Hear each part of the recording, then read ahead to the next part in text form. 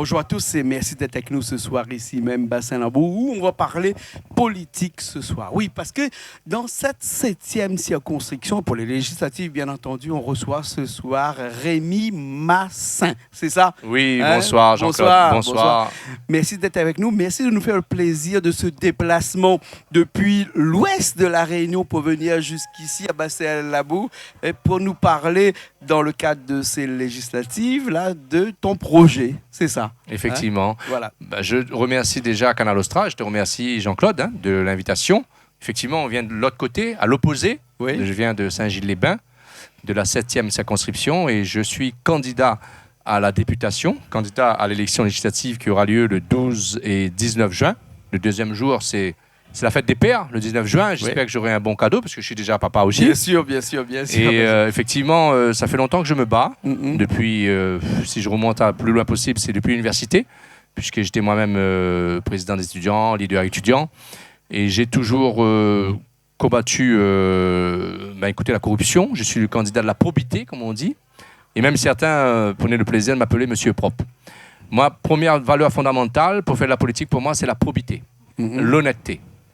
La pierre fondamentale de la politique, pour moi, c'est la probité, autrement dit, l'honnêteté. À partir de cette valeur fondamentale qu'est la probité, nous pouvons construire ensuite des projets, des programmes. D'accord, d'accord. Voilà. Alors, donc, on va arriver tout de suite. Donc, la politique, c'est quelque chose que tu as depuis longtemps, bien sûr. Hein. Tu n'es pas né dedans, mais tu es tombé dedans un petit peu plus tard. Un peu comme Obélix. On va dire, comme Obélix, exactement. Cette députation, ces élections aux législatives, c'est la première fois, première candidature? Dans la 7e circonscription, oui. C'est la première fois que je suis candidat dans la 7e circonscription. J'ai donc pris mon bâton de pèlerin depuis juillet 2021, donc de l'année dernière. Oui. Et je suis allé à la rencontre des électrices, des électeurs, des amis, des militants, des militantes. Et j'ai réussi à construire une belle équipe. D'ailleurs, je rends hommage à cette équipe, notamment à Cédric Sramouche, qui est mon directeur de campagne, mais exactement aussi mon directeur logistique, qui est donc Frédéric Difred Saïdou. Et bien d'autres personnes, là, ils m'ont accompagné, c'est pour ça que je parle d'eux. Bien sûr. Mais dans cette campagne, je demande aux personnes quelles sont leurs doléances, leurs desiderata, qu'est-ce qu'elles souhaitent, tout en sachant que le député, qu'est-ce qu'il fait? Le député, il élabore des lois et des amendements. Souvent, ce sont des projets du gouvernement. Et bien sûr, soit il est d'accord avec le gouvernement, soit il n'est pas d'accord. D'accord, soit il est dans la majorité ou pas. À 90%, hein. Voilà, moi-même, je suis sans étiquette. Je suis plutôt centriste, je le dis tout de suite, centriste. Tout le monde sait que je suis centriste depuis longtemps. Parce que, entre nous, c'est important d'avoir une étiquette lorsqu'on va à la députation, hein, puisque soit on est à droite, soit on est à gauche, soit on est centre, soit on est extrême centre, soit on est extrême gauche, soit on est extrême droite, parce que ça va être important pour la continuité des choses, hein, parce que lorsqu'on fait les votes, hein, généralement on vote, toutes les centristes votent la même chose, parce que c'est une famille de centristes, c'est une famille de gauche, une famille de droite, hein, et c'est pour ça que comme on disait tout à l'heure, c'est peut-être pas important d'aller de dire qu'on est à droite, on est à gauche lorsqu'on est maire d'une commune, mais par contre, quand on va à la députation, comme tu dis tout à l'heure, quand on va aux législatives comme ça, important de dire sa couleur politique. Bien sûr, tout à fait important. Et moi, je suis centriste, même centriste gauche, parce que je pense que l'économique doit être au service du social. C'est pour ça que je donne cette petite coloration centre-gauche, mais au centriste en tout cas, et depuis toujours. Et parce que pour moi, en fait, être au centre permet de travailler avec tout le monde. D'accord? On peut travailler avec des gens compétents. Ce qu'il faut dans la politique, c'est la compétence. Et moi, 3 personnalités m'ont marqué mon parcours. Le premier, c'est quand j'étais très jeune, je n'avais pas le droit de voter encore en 81, c'est François Mitterrand. Parce qu'on connaît toutes les évolutions sociales qui ont eu lieu sous les mandatures de François Mitterrand. C'est un des rares qui ont fait 2 comme Emmanuel Macron actuellement. Voilà. Tout à fait, exactement. 2 mandats. Hein. 2 mandats, effectivement. Et j'étais bien jeune. Hein. Et ensuite, effectivement, j'ai été marqué aussi par le combat de Nelson Mandela, puisque j'étais parmi les étudiants qui sont allés déposer une motion à la préfecture pour demander l'abrogation du régime d'apartheid, la cessation de ce régime vraiment scélérat d'Afrique du Sud. Et j'ai admiré ce combat où cet homme, pendant 27 ans de prison, a réussi quand même à faire basculer le racisme chez lui, à faire vaincre l'harmonie et la justice en Afrique du Sud. Ça m'a vraiment marqué. Ensuite, j'ai une troisième grande personnalité qui m'a marqué, qui n'est plus de ce monde, malheureusement, c'est Bernard Tapie. Bernard Tapie, j'ai été son représentant à La Réunion et dans l'océan Indien lors de sa liste intitulée Énergie radicale en 1994. Et sur les 22 listes, on est arrivé 3e en 15 jours de campagne. 15 jours de campagne, parce que bon, il fallait faire vite à l'époque. Et j'étais donc le représentant de Bernard Tapie. Et bon, après, c'est vrai que l'un dans l'autre, je suis aussi un supporter de l'OM. Hein. Bien sûr. Donc, bien sûr. Alors parlant de Bernard Tapie, on est tous des entrepreneurs ici, on en a pas mal avec nous ici. Et c'est un homme qu'on admire, qui n'est plus de ce monde, comme tu l'as dit tout à l'heure. Et c'est un homme qui a dit quelque chose que j'ai retenu, moi, qui a dit que même si j'ai plus rien, vous me donnez 1 euro, revenez dans 3 mois, je vous donne 3 000 euros. Tout à fait, c'est exactement. Moi, j'ai parlé avec lui. Comme avec toi, hein, à Marseille, à Ramatuelle, aux différents congrès, à Paris. J'étais vraiment très marqué par cet homme qui est du centre-gauche d'ailleurs, Bernard Tapie. Et c'est un homme qui, effectivement, avec rien, il va créer de l'or. En partant de rien, il peut très bien construire. Alors, dis-moi un petit peu, Rémi Massin, avec un député comme toi dans la 7e circonscription, avec rien, on peut faire aussi beaucoup de choses. Avec tout ce qui manque dans la 7e circonscription, là, on peut vraiment subvenir à tous les besoins, à tous les désidérata, comme tu l'as dit tout à l'heure, à toute la population de cet ouest qui s'est peut-être senti un peu délaissé. Oui, l'ouest est vraiment délaissé, surtout les hauts de l'ouest, mais je parle aussi du littoral, puisque nous avons des problématiques liées à la mer. Vous savez qu'il y a une réserve marine où on ne peut plus rien faire, on ne peut plus pêcher. Alors que nous avons des pêcheurs qui vivent de la pêche.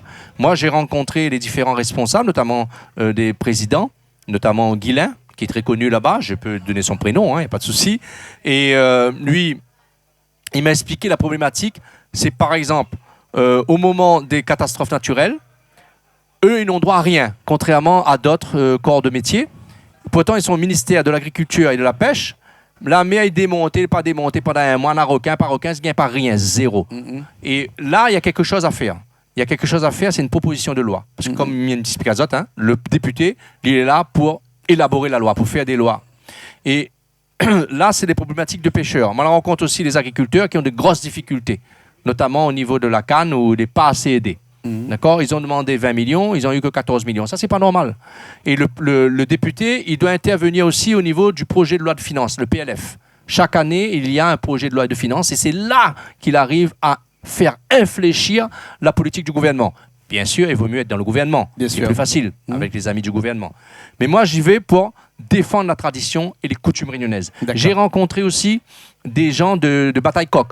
À La Réunion... Il paraît que tu es favorable au bataille-coq. Moi, je suis favorable à la légalisation. Parce qu'il y en a quelques ronds de coq seulement autorisés et il y en a plus de 1000 à La Réunion. Et moi, je suis fatigué de voir que mes amis, mes camarades, ils font notre passion dans la peur. Il faut légaliser. Et là, il y a des propositions comme elle est prête à faire. Elle est en train de travailler dessus. Elle a déjà travaillé dessus avec les responsables. Ça, c'est une coutume encore. La légalisation des amals, les amals aussi, m'a fait travailler avec des gens, la dépénalisation dans un premier temps et la légalisation dans un second temps, qui existe déjà en Europe. Quand on parle des Pays-Bas ou d'autres pays, la légalisation est déjà là. Et en plus, ça crée de l'emploi. Et comme il dit une affaire comme ça créateur d'emploi.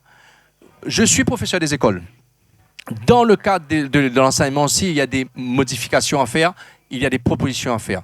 Il y a une proposition, j'ai déjà expliqué à des amis professeurs des écoles enseignants, dans le premier degré. Dans le second degré, le collège, le lycée, il n'y a pas de surveillance à faire.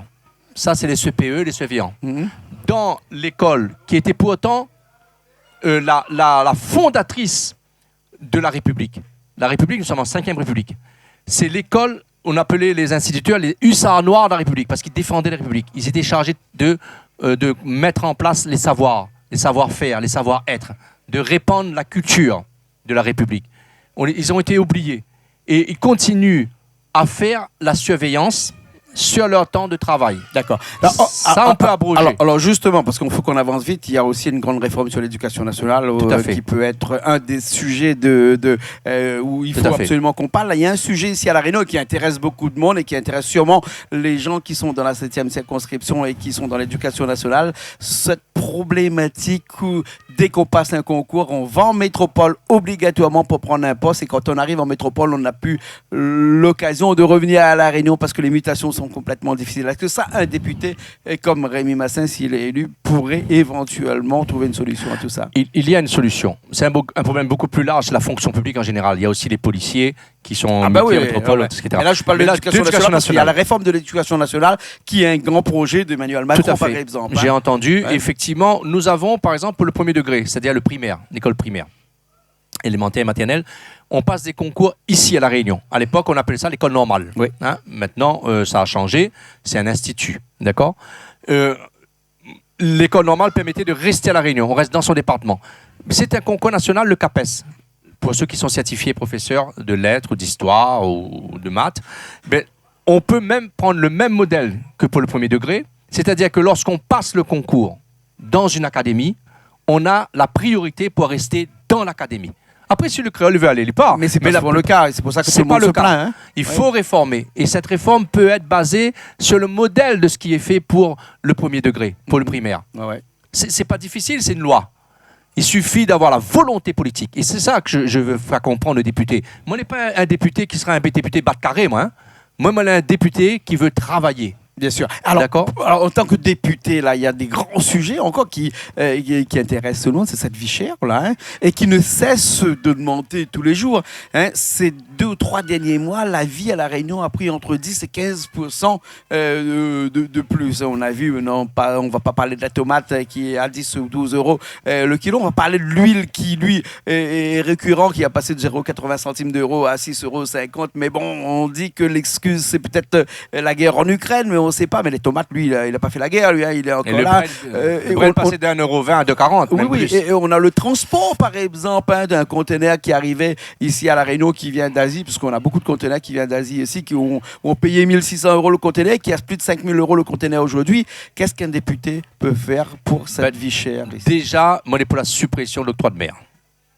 Bon, on va dire que c'est pour protéger les communes. Mais on a d'autres façons de le faire et il faut le supprimer. Dotation de l'État? Voilà, la dotation de l'État et de l'Europe.